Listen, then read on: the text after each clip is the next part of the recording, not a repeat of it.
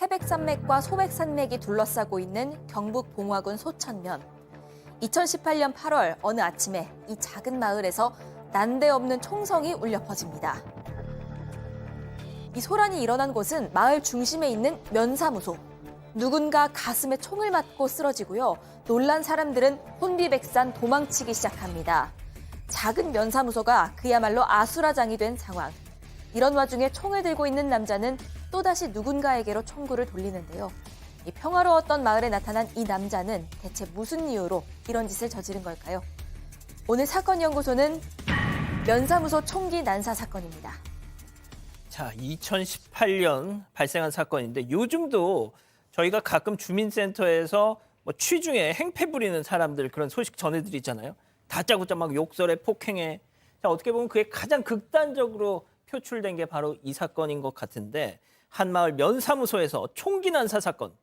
자, 일단 설명 부탁드립니다. 네, 이게 2018년 8월 21일이었고요. 아침 9시 반이었습니다. 경상북도 봉화군의 소천 면사무소로 한 남성이 들어서는데 이 남성은 인근에 사는 77살 김모 씨였습니다. 엽총을 들고 들어왔는데 당시 면사무소 사무실에는 직원 10명 정도가 근무하고 있었다고 합니다. 이 김 씨는 그중 한 직원을 지목하면서 손들라고 위협을 합니다. 그리고 그대로 총을 발사했습니다. 이 가슴에 총을 맞은 게 40대 사무관이었고요. 이 사건 이후에 이 일이 일어나고 나서 이 직원이랑 민원인들 모두가 비명을 지르면서 도망가기 시작을 합니다. 그런데 김 씨는 총구를 돌려서 또 다른 직원 30대 주무관을 향해서 다시 한번 총을 발사했습니다. 이 두 명은 각각 가슴과 배에 큰 부상을 입었고요. 닥터 헬기까지 동원이 돼서 인근의 안동병원으로 옮겨졌지만 결국 숨졌습니다. 야, 진짜 이게 1982년 그 우순경 총기 난사 사건을 연상케 하는 상황이에요. 그렇죠. 방금 우리 이 기자가 설명했는 바와 같이 두 명이 이제 사망을 하는 그 순간 총기를 돌려서 이제 민간인한테 다시 총을 쏘려고 하는데 정말 의인이 한 명 있었습니다. 그 의인이 보수공사를 하기 위해서 이 장소에 있었던 사람인데요. 면사무소에 와 있던 건축업자 박종훈 씨가 달려들어서 이 가해자를 딱 제압하고 그 총을 바깥으로 이렇게 밀어냅니다. 밀어내니까 옆에 있는 사람들이 와서 그 사람을 붙잡았는 거죠. 그래서 경찰이 올 때까지 붙잡았다고 합니다. 박 씨는 이 일로 이 기업으로부터 한 3천만 원 정도의 이제 그 금액과 그다음에 의인상을 받았는데 이 박종훈 씨 이 3천만 원 전액 유족에게 기부했습니다. 아, 정말 박 변호사님 네. 정말 대량 살인 사건이 벌어질 뻔했습니다. 큰일 날 뻔했습니다. 자, 근데 왜 이런 행동을 했을까? 묻지마 이 총기 발사는 아니고요. 아마 본인의 어떤 민원을 들어주지 않았던, 그래서 그거에 대한 어떤 불만을 갖고 있던 이 노인의 이제 범행으로 보이는데, 이 죽은 살해당한 두 공무원이 민원 담당이었다고 하고, 이거 민원은 뭐였냐면 이웃에 절이 만들어졌는데 절이 소각 쓰레기 소각 문제로 좀 문제가 있었고 계속 민원 제기를 했는데 본인의 말을 들어주지 않아서 너무 화가 나서 늙은이라고 무시하는 것 같아서 죽이고 싶었다라고 경찰이 진술을 했고요. 근데 지금 말한 것처럼 이 박종훈 씨가 아니었다 그러면 다른 또 분포를 위해서 다른 사람도 피해를 입을 수도 있는 중요한 상황이었던 것입니다. 자, 그런데 말이죠. 이 사건이 벌어지고 나서 이웃 주민들은 사건 이전부터 이 범인 김 씨, 총기 난사범 김 씨가 조금 이상했다고 말을 했었죠. 당시 인터뷰 내용 들어보시죠. 맨날 가보면은 뭘 소리를 꾸며요. 앉아서. 그래서 나한테 언제 한번 그러더라고요. 하여튼 7, 8월 달이면 세상이 깜짝 놀랄 일이 있을 거라고. 그래서 나는 이렇게 맨날 소리를 꾸미니까 뭐 이제 소리 꾸며갖고 둘이 이제 이렇게 고소를 하는 줄 알았죠. 그러니까 엽총이 딱 나가는 거라. 그럼 뭐 여기서 쏘고 막 그러더라고요. 그래서 느낌이 안 좋아가지고 내가 스님을 불렀어요. 하여튼 조심해라. 나한테 한 얘기도 있고 그러니까 하여튼 조심해라. 아, 그 스님이라면 그 쓰레기를 막 태워서 분쟁이 있었다는 그 사찰의 스님을 얘기하는 건가요? 그 스님인데 사실 단순하게 쓰레기 문제가 아니었던 거고요. 굉장히 오랜 갈등이 있었던 겁니다.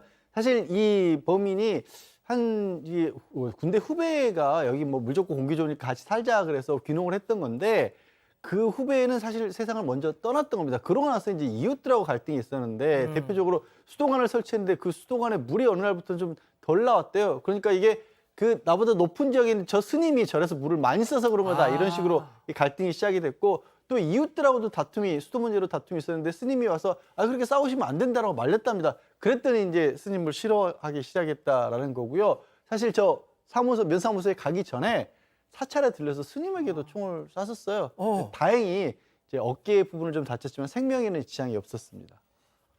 심지어 아까 그 인터뷰, 주민 인터뷰 들어보면은 7, 8월에 세상이 깜짝 놀랄 일이 있을 것이요. 뭐 이렇게 사실상 자신의 범행을 예고했던 거잖아요. 그렇죠. 지금 사건 이전부터 뭔가 징후가 계속 있었는데 이 남성 사실 4년 전에 귀농을 하면서 왔던 사람이기도 한데 진정을 많이 넣었는데 진정이 3건 중에 2건이 스님 관련된 일이라고 하고요. 또 스님이 이 김 씨가 도끼 들고 절에 찾아와가지고 문제를 일으킨다라고 하니까 경찰은 도끼 갖고 직접 위해를 가한 거 아니기 때문에 사건은 안 시켰던 걸로 보입니다. 또 이 사건 3주 전쯤에 지금 얘기한 것처럼 8월 중순 전에 총 쏴서 사람 죽이겠다. 이런 말을 수차례 해가지고 스님이 또 진정서를 냈다라고 하고요. 또 마을 주민들이 집 앞에 지나갈 때는 새를 쫓는 이유로 총을 또 쐈다는 그런 진술도 있습니다. 지금 말씀 들어보니까 이미 저 사람은 범행을 저지르기 전에 이런저런 많은 전조를 충분히 보였던 것 같은데요. 자, 그런데 일단 뭐 주변에서 특히 스님이 가장 직접적인 위협을 당하고 있었는데 계속 이거 뭐 어떻게 뭐 경찰에서는 뭐 얘기를 해도 도통 이게 해결이 안 되니 얼마나 답답하고 무서웠겠습니까? 자, 스님 측이 한 언론사와 인터뷰에서 밝힌 내용 잠깐 듣고 가시죠. 평상시에도 당신이 뭐 해병대 일기 출신인데 뭐 사람 다 가지고 지도새도 모르게 뭐 이장부터 시작을 해서 다 죽여버릴 수 있다 이러고 다녔어요. 그래서 그 옆집에 계시던 분은 무서워서 집을 팔고 이사하시고요. 뺏을 만한 근거가 없다 이러면서 오히려 스님하고 저한테 좀 예민한 것 같다. 나이 많고 좀 장애가 있는 영감이 그런 의도 없는 것 같더라. 그래서 제가 그러면 사람 하나가 죽어나가야만이 당신들이 신경을 쓸 거냐 그 말까지 했어요.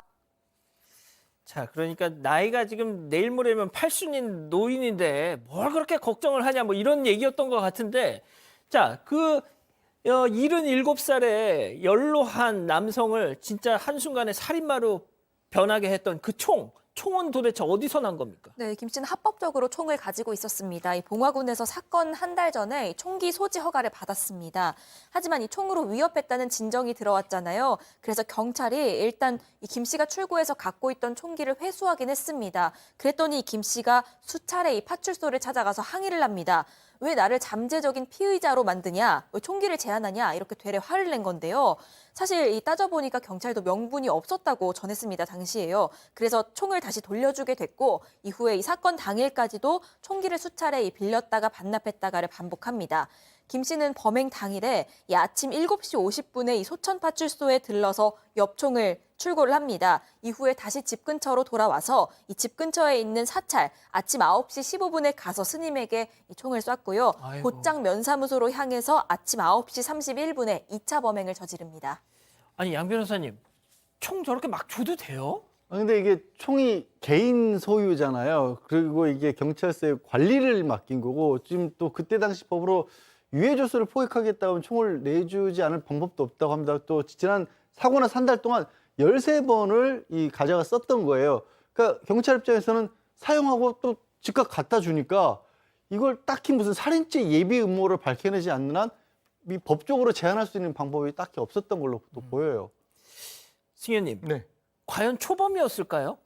이게 저희들이 좀 들여다보고 이 사건 혹시 기억하시는 분들은 많지는 않을 것 같은데 이 사람이 살펴보니까 50년, 지금 이제 사건이 있기 50년 전에 이제 상해범죄로 벌금형을 받은 전과 전력은 하나가 있었습니다. 그러면 그 당시에 총기에 대해서는 이런 규정이 있었는데 총기 사용에 따른 공공의 위험이 있으면 일시적으로 그 총기를 출고를 제한할 수 있다. 이런 규정이 있었지만 50년 전에 벌금 전과 있었는 것으로는 그거를 제한하는 게 쉽지는 않았다라는 이야기가 나오게 되어서 사실은 어떻게 보면 조금 총기 관리에 구멍은 보이지만 사실 그 당시의 법규로는 그럴 수밖에 없었다는 말씀까지 함께 드리도록 하겠습니다. 예.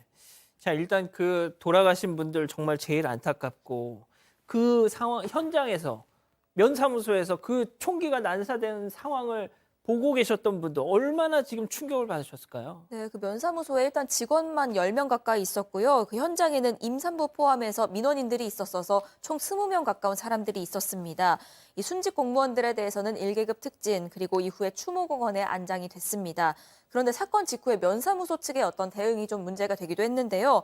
남성 직원들만 전원 정상 근무를 시킵니다. 그리고 그 흔적 있죠. 혈흔 같은 것들을 직접 치우게 한 사실이 드러나기도 했습니다. 아이고. 이 남성 직원들도 현장에 있었던 피해자이기도 하고 또 동료를 잃은 피해자이기도 하거든요. 세상에. 이후에 이 봉화군청은요, 당시 면사무소 근무 직원 중에 전보 희망자를 조사해서 희망 근무지로 전부 이동을 시켰다고 합니다. 보통 저런 범행 현장, 범죄 현장에서의 혈흔 같은 거는 전문 청소업체를 통해서 이렇게 하는 게 보통인데 상당히 좀 안이한 대처를 했군요.